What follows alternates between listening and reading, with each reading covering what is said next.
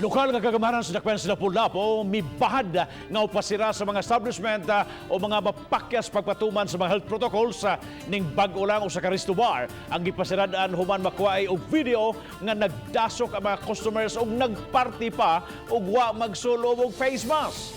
Si Luan Mirandina adunay live report. May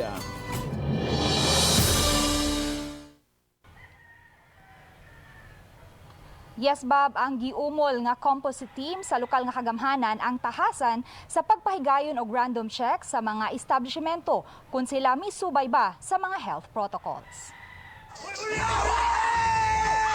Sa video nga nakaabot sa Regional IATF, makita kining grupo sa mga batanon nga enjoy kaayo sa party nga daw walay pandemya. Gipahigayon ang party sulod sa usa ka resto bar sa Barangay Gunob niadtong Enero 17 atol sa Sinulog. Subay niini, gipadada na sa dakbayan og cease and desist order ang resto bar tungod sa paglapas sa lagda sa protocols, sama sa social distancing ug sa wala pagsulob og face mask sa mga customers nga dayag kaayo sa video. Sobra ra usab ang gidaghanon sa giserve nga mga giinom. Pahimangno ni siguro mo na nabaguhan sila nganong karon ta nga nibalik.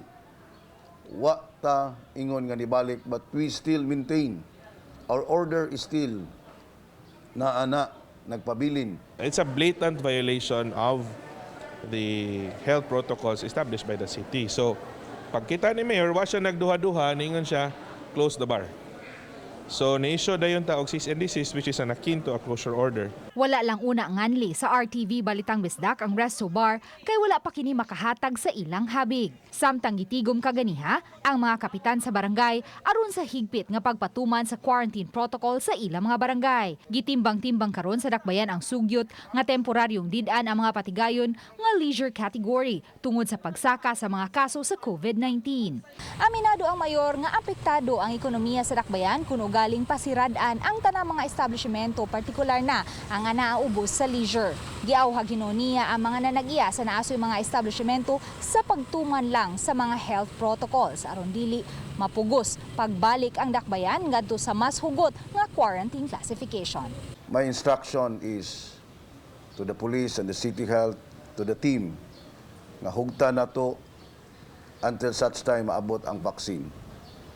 DOH nag-ingon ka nato possible na maabot ang vaccine in the 3rd week of February. Gahapon, adunay 23 ka mga bag-ong kaso ang nadugang sa dakbayan sa Lapu-Lapu.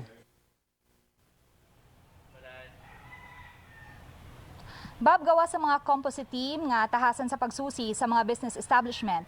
Laing composite team usab ang tahasan sa pagsusi sa mga locator sa MEPS kung sila misubay ba sa mga health protocols. Ilabi na kay ning nakalabay mga adlaw, ubay-ubay nga mga trabahante sa MEPS ang natakbuyan sa COVID-19. Bob? dahil salamat Luan Mirandina sa imong live report.